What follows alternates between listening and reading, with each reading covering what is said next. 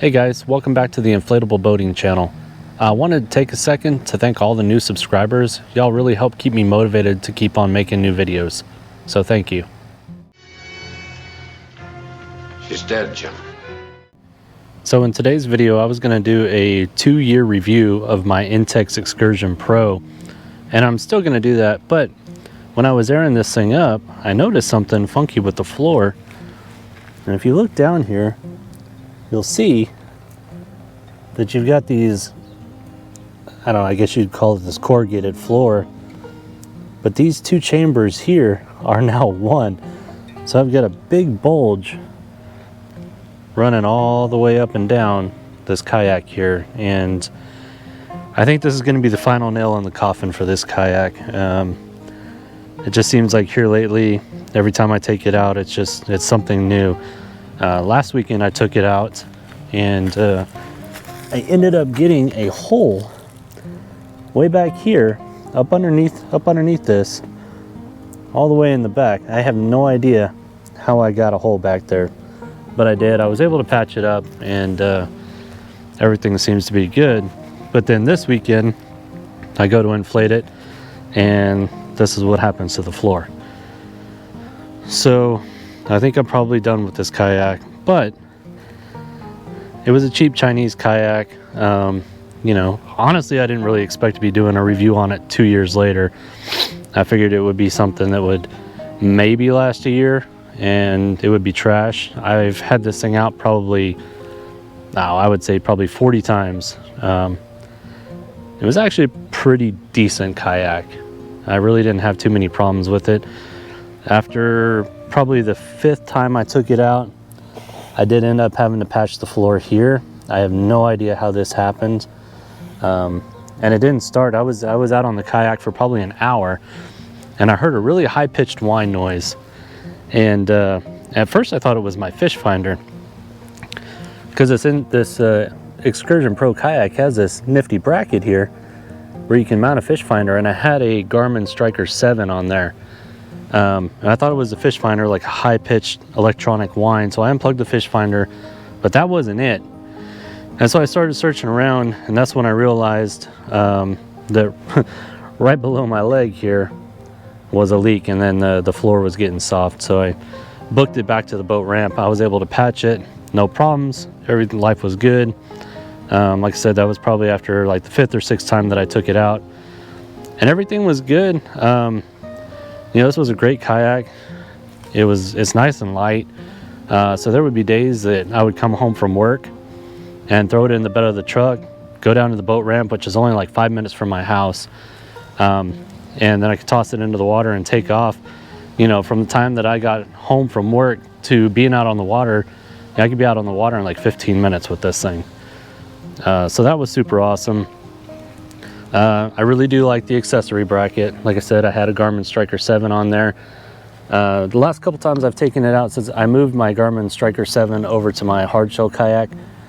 So what I'm using now is one of these Garmin Striker casts and an old cell phone that I have. And it seems to work pretty well. It gets the job done. I mean, mostly I'm using the fish finder more for depth than anything. And then if you come up a little further up front here, you've got the foot braces. I really like those, especially like when you're paddling along, and if you got into some high winds, you know, it just kind of gave you something to brace up against. And towards the back here, they do give you some fishing pole holders. A lot of people complain that the fishing poles, they crisscross.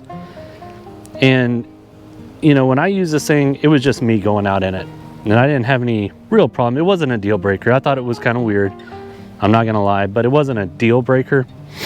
Now, something I really didn't even think about just until a few minutes ago. Back here is where your second seat would go, because this is a 2-person kayak. So if you had somebody sitting there, these fishing poles would literally be right in their face. Like, who the hell thought this was a good idea? Whoever it was, they should be fired.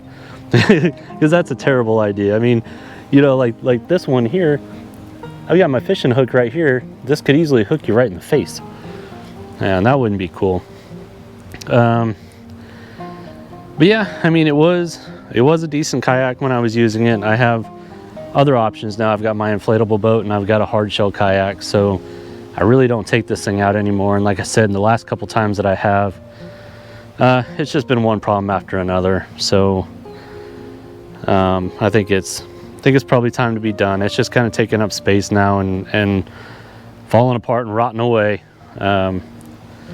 Would I recommend this? That's a tough call, because if you get a decent one like I did, then it could be, you know, a good investment and you could have some good times in it. But there are so many people that I see, you know, in the reviews that get, you know, 1 or 2 uses out of them before they're trashed. And if that was the case, these things go for like $275. So, you know, in that case, I definitely wouldn't recommend it. It's not worth it.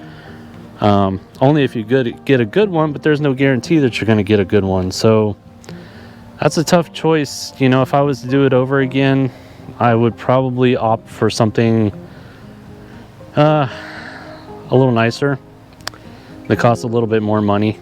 You know, and it's, you know, what is that phrase that they say, buy once, cry once? You know, the only reason I got this was I wasn't sure if I was going to enjoy kayaking or not.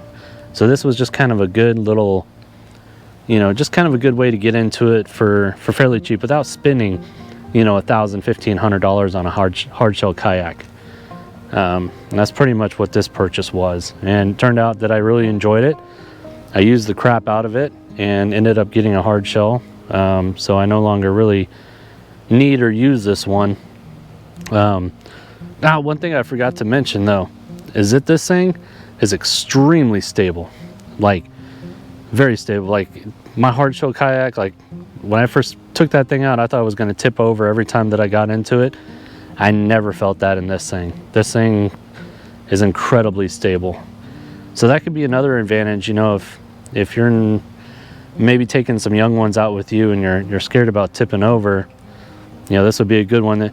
If you do get this, I would say probably inflate it like 24 hours before you're going to go out in it, and make sure that everything holds there. That would probably be my best advice if you do end up getting this thing. But yeah, guys, that's kind of my 2-year review of the Intex Excursion Pro kayak. Hope you enjoyed it. If you've got one, let me know how it's holding up and if you've had any problems with it. And that's it for this one. We'll see you on the next one.